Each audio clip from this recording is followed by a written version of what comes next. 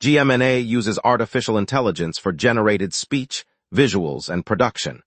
AI-generated content may contain errors. Please verify important information before making decisions or taking action.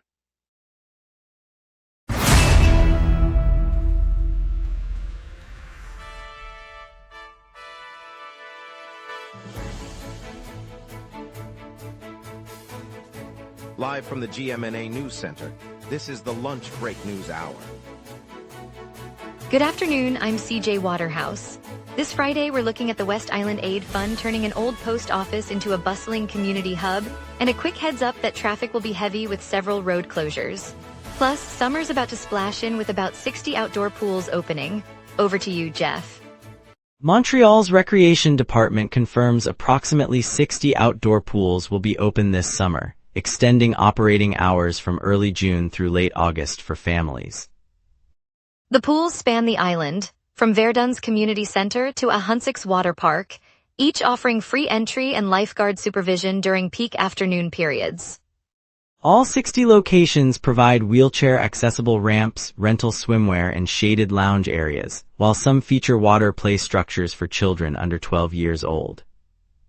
Lots to get to. Let's begin this afternoon with more community updates, starting with the summer pool schedule and other local happenings. Good morning, Montreal. At 8 a.m. today, the West Island Aid Fund announced plans to convert the former post office on the West Island, Montreal, Quebec, into a major community hub. The center will provide space for food distribution, nutrition workshops, and shared kitchen facilities aimed at countering the surge in food insecurity across the West Island. The project, slated to begin construction later this summer, is funded by a combination of private donations and municipal grants. Officials said the hub will serve residents of the surrounding boroughs, offering a permanent location for coordinated aid and community programs. The hub will also host a community garden and a meeting hall for workshops. Construction is slated to finish by early next year, with the center expected to open its doors in the spring, providing immediate assistance to families facing hardship. Alan Clifford's fan-born satire, Heated Rivalry, is set to open its Canadian tour in Toronto on July 9th. The unauthorized musical parody, which spoofs a beloved Canadian television romance, will run for a limited engagement before heading to Montreal later in the week. Clifford says the Toronto dates are meant to build the buzz needed for a full-scale national production. After a successful run in the United States, the off-Broadway show arrives with a cast of local performers and a script that riffs on the original series' most dramatic moments. Ticket sales opened this morning, and early demand has already filled a sizable portion of the venue's seats. Fans can expect a tongue-in-cheek blend of catchy tunes, witty dialogue, and a playful nod to the rivalry that sparked the parody. Yesterday, the City of Montreal conferred the title of Honorary Citizen on forward Brendan Gallagher. The ceremony took place at City Hall, where officials highlighted his 14-season tenure with the Canadiens and his contributions on and off the ice. Gallagher had publicly requested a trade earlier in the off-season, making the civic honor a notable acknowledgement of his lasting impact despite his impending departure. City Mayor Sor Martinez Ferrada, who signed the proclamation, noted the gesture reflects the deep bond between the franchise and the community. The honorary citizenship traditionally recognizes individuals who have advanced the city's reputation, and Gallagher joins a short list that includes former athletes and cultural figures. As the trade window opens, the accolade offers a reminder of his role in the team's recent successes still. 2,153 households across the province are still without a roof as the July 1st deadline looms. The Fédération des Associations de Locataires du Québec warned today. The organization says vacancy rates have climbed, yet demand remains fierce, leaving families scrambling for a place before the new rental year begins. FRAPRU officials stress that the rising vacancy paradox underscores a deeper shortage, with landlords pulling units from the market despite the pressure. The agency is calling on policymakers to address the gap before the July 1st cutoff, when thousands more could be left on the streets. As the clock ticks, the province faces a critical moment in its housing crisis, with the lack of affordable units threatening stability for countless families. Housing advocates warn that the shortfall may force vulnerable renters into temporary shelters, compounding social strain. Following twin earthquakes that rattled Venezuela yesterday, members of the Venezuelan diaspora across Quebec convened to launch a coordinated relief drive. Community leaders met in Montreal's Myland on Thursday afternoon, pooling resources and establishing a central collection point at a local dépanneur. Volunteers organized shipments of non-perishable food, medical supplies, and winter clothing, with contributions already exceeding several $1,000s. The effort also includes a fundraising campaign hosted on social media, targeting Quebec residents and the broader Canadian public. Organizers said the response aims to reach affected regions within the next few days, working through established humanitarian channels. Provincial authorities were briefed on the initiative, and the Quebec Ministry of Immigration confirmed its support for the diaspora-led operation. Partner NGOs such as the Red Cross and local food banks have pledged logistical assistance, while the Quebec Ministry of Health pledged to monitor the medical supply chain. Later we'll dive into the city's summer plans, including about 60 outdoor pools opening for everyone, so stay tuned. We will be right back. Watch the local sunset tonight at 6 p.m. for all your local Montreal news. Welcome back, everyone. I hope you enjoyed the break. Let's dive into today's headlines, and now Jeff Laflamme will take us through the local stories. City officials have released a comprehensive list of the outdoor swimming facilities that will be open this summer. Roughly 60 municipal pools are scheduled to operate from June through August, spread across neighborhoods from the Plateau to the East End. The program aims to give residents and visitors a low-cost way to beat the heat, with most sites offering free entry for children under 12 and modest fees for adults. Lifeguard staffing meets provincial safety standards, and many locations provide wheelchair-accessible ramps and changing areas. The list posted on the city website includes pool hours, address, and available amenities such as water slides or lap lanes. By keeping the facilities dispersed, the municipality hopes to reduce travel time for families looking for a quick dip after work or school today. Quebec's Transport Ministry has opened an international solicitation for the third crossing linking Quebec City and Lévis. Officials say the province is seeking proposals for either a new bridge or a tunnel to span the St. Lawrence River, adding a vital South Shore route. Companies from around the world now have until August 10th to submit their designs, after which the government will evaluate options for construction. The additional link is expected to ease congestion on existing bridges, shortening commute times for commuters and freight drivers who rely on the current crossings. Local businesses anticipate smoother supply chains, while daily travelers hope for reduced traffic snarls during rush hour. Emergency responders also view the new span as a chance to shorten response times across the river. The call for interest underscores the province's push to improve regional connectivity and support economic growth on both riverbanks. Wednesday, the city draped its streets in red and white fleur-de-lis, the emblem of Quebec, to mark the national holiday. The decorative displays turned ordinary avenues into a parade of symbols, reminding commuters of the province's heritage as they walk to work or shop for groceries. In a parallel celebration, members of the folk rock group Harmonium reunited on stage for the first time in more than 40 years, delivering a set that blended their classic melodies with the festive atmosphere.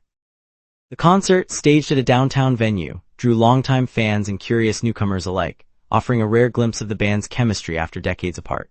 Organizers said the dual showcase of visual and musical tribute aimed to reinforce the holiday's spirit of cultural pride. Residents reported that the combined sights and sounds added an extra spark to an already beloved summer holiday. Hydro-Quebec warned yesterday of a surge in phishing emails that pretend to be official communications from the utility. The warning comes as fraudsters exploit heightened electricity rates to make their appeals seem urgent. The messages use the company's logo and language to coax recipients into wiring money or sharing account details. Officials say the scams have spiked across the province, targeting both residential and business customers. Consumers are urged to verify any request for payment by contacting Hydro-Quebec through known channels, and to avoid clicking links or opening attachments from unknown senders. The utility emphasized that it never asks for funds via email and that any legitimate billing notice will arrive through its secure portal or by regular mail. As the fraudulent campaign continues, residents should stay vigilant and report suspicious messages to the appropriate authorities. After rebooking a flight to take advantage of a 25% discount, a Montreal couple discovered the new tickets cost slightly more than the original purchase. The pair had originally booked an Air Canada service earlier in June, then switched to a later departure advertised as part of a promotional sale. When the airline's dynamic pricing algorithm updated the base fare, the discount applied to a higher price, resulting in a net increase. Pricing experts explain that the system adjusts fares in real time, so a discount does not guarantee a lower overall cost if the underlying fare rises. The incident adds to reports of pricing confusion for travelers seeking savings. Air Canada confirmed the transaction followed standard fare adjustment procedures and offered no further compensation. The couple said they felt frustrated by the unexpected charge and warned others to double-check final totals before confirming rebookings. Now let's check in with our weather team for the afternoon outlook. Stay tuned. A westward jet streak and falling pressure are loading the atmosphere for a quick, sharp afternoon shower. On this date, the city once baked to 32.5 degrees Celsius in 2016, a record set during an unprecedented heat wave that pushed the province into the hottest June on record. Conversely, the coldest reading fell to 9.9 degrees Celsius in 2018, when a sudden Arctic dip threaded a frigid front through the St. Lawrence Valley, snapping temperatures well below the usual winter baseline. By contrast, today's climatological normals sit around a high of 22 and a low of 15, underscoring the swing between extremes. Zooming in, the radar paints a band of moderate echo moving east to west across the Montérégie, driven by the fast westward jet at 500 hectopascals. The cells arrive over Montreal at about 1 p.m., peak near 1:15, then trail off by 7 p.m. The pattern is compact, with no lingering echoes, confirming the forecast of a brief, isolated shower before the sky clears for the evening. At noon, Montreal sits under a thick overcast with a temperature of 18 degrees and a dew point 15, the high humidity keeping the air heavy.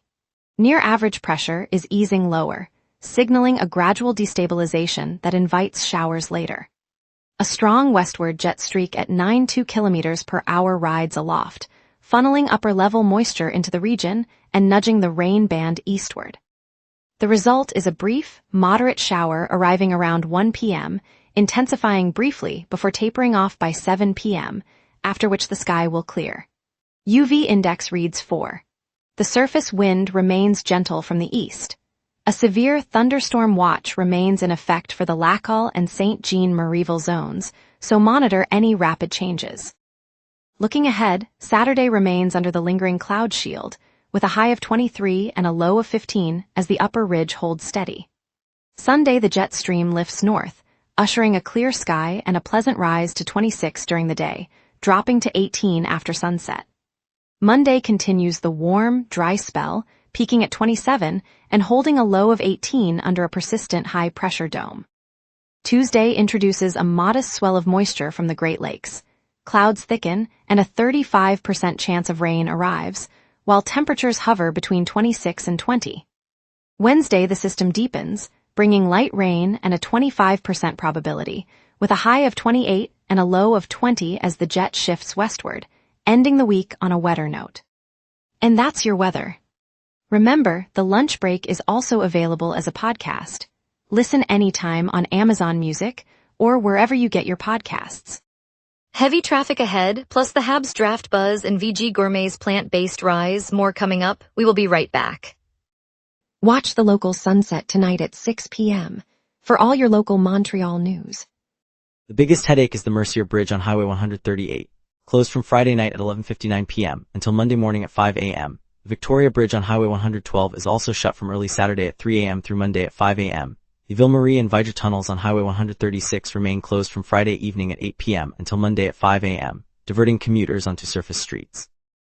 Construction continues to bite. Barrie Street stays closed for the Barrie-Yucca Metro renovation, a shutdown lasting until 2027. Highway 20 has partial overnight closures at Harwood Boulevard and Bellemare Street until August. Highway 15 is being repaved between Autoroute 40 and the Médéric-Martin Bridge, with lane reductions through 2027. Transit runs on schedule. Expect lingering congestion on the remaining bridges and major arteries this afternoon and plan for extra travel time. Montreal Jazz Fest is in full swing, lighting up the city with world-class jazz, blues, and soul on stages across town. It's the headline event that officially kicks off summer, and you can catch headline sets, surprise collaborations, and vibrant street performances right now. Next, Cirque du Soleil's Echo exhibition has opened at Time Out Market, a photo showcase that pulls back the curtain on the troupe's most magical moments. It's a chance to see the artistry behind the acrobatics without buying a ticket to a show. Finally, the Les Premiers Vendredi Street Food Festival rolls through the streets, gathering 40-plus food trucks alongside live music and cultural celebrations, all free to explore. It's the perfect way to sample global flavors while you wander downtown. With these three experiences happening now, Montreal offers music, wonder, and taste all in one afternoon. And now here's Jason with sports. Here's the latest sports headlines shaping Montreal's summer season. The Canadiens' front office, led by Kent Hughes and Jeff Gorton, are eyeing the upcoming NHL draft for potential impact players. Gorton says trade pressure will stay low, while scouting reports highlight Alexander Zhuravsky and Bryce Pickford as possible hidden gems from last year's draft. Nick Kyprios joins Ken Reed on Sportsnet to dissect the latest NHL rumors ahead of the draft. Topics include whether Morgan really remains in Toronto, if Montreal adds a top six forward, and the uncertain future of Connor Hellebuyck in Winnipeg, among other speculation. Ottawa Rapids secured a 2-1 victory over Montreal Roses, extending their league lead to 4 points at the top of the NSL table. The win reinforces Rapids' position as the frontrunner, while the Roses remain second, still chasing the pace set by the Capitals side. VG Gourmet, the plant-based kitchen that started on Rue St. Laurent in the Plateau Mont-Royal, is now expanding across Canada. Founded by Chantal Becker and Emmanuel Castile, the company began in a modest home kitchen and has grown into a national brand offering vegan meats, sauces, and ready-to-cook meals. This week, the team announced new production facilities that will double capacity and create dozens of local jobs. The expansion was highlighted on Global News Morning, just as Montreal's barbecue season kicks off, putting the city's vibrant vegan scene on the map. VG Gourmet shows how a passionate Montreal family can turn a home-cooked dream into a community-wide movement, feeding our streets with flavor and conscience. And later, a heartwarming look at how the Venezuelan community in Quebec rallied support after the twin quakes. Coming up tonight at 6, the local sunset. Your neighborhood, your city, your news. From City Hall decisions to the stories happening right on your street, we cover what matters most to Montrealers. Join us tonight at 6 p.m. on GMna for the local sunset, Montreal's evening newscast. Montreal Canadiens forward Brendan Gallagher was honored today as an honorary citizen of Montreal during a ceremony at City Hall, recognizing his contributions on the ice and his charitable work throughout the community. The award underscores the city's pride in its hockey hero. Carl Dumont is there. Carl Dumont. Thanks CJ Waterhouse. I'm standing in the marble-clad rotunda of Montreal City Hall, the echo of footsteps mixing with the soft hum of a brass band playing the Canadiens' anthem. Mayor Soraya Martinez Ferrada steps up to the podium, her smile bright against the vaulted ceiling as a modest crowd of fans, former teammates and city officials gathers around a polished oak table. In the center, Brendan Gallagher, wearing his blue and white jersey, lifts his cap in a modest salute before the mayor places a silver key on his palm, a symbolic honor for a player who has given 14 seasons of grit, leadership, and relentless hustle. The room fills with applause, and a young boy in a Canadiens hoodie clutches a signed puck, eyes shining with pride.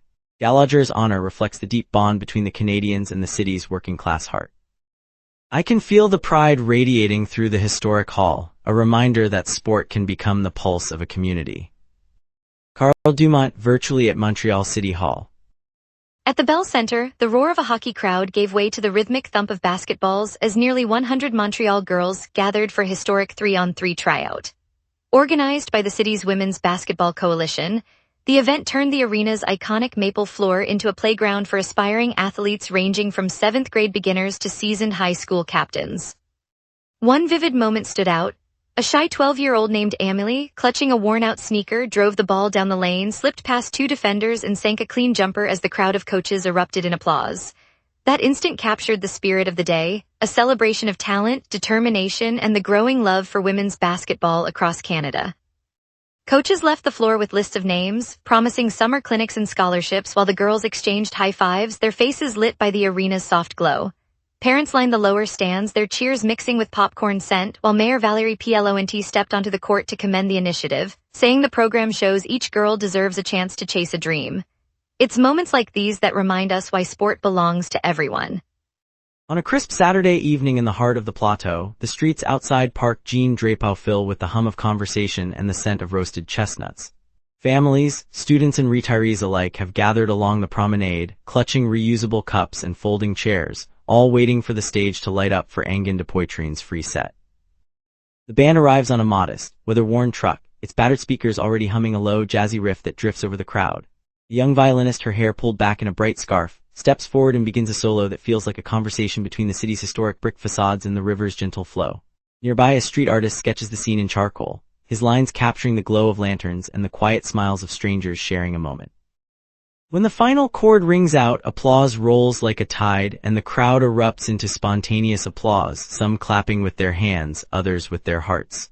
It's a reminder that music, especially when offered freely, can stitch together a community for a single night.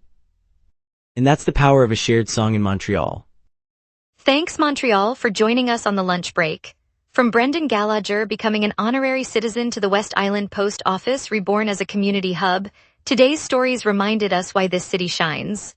Stay tuned tomorrow for more of the news that matters to you.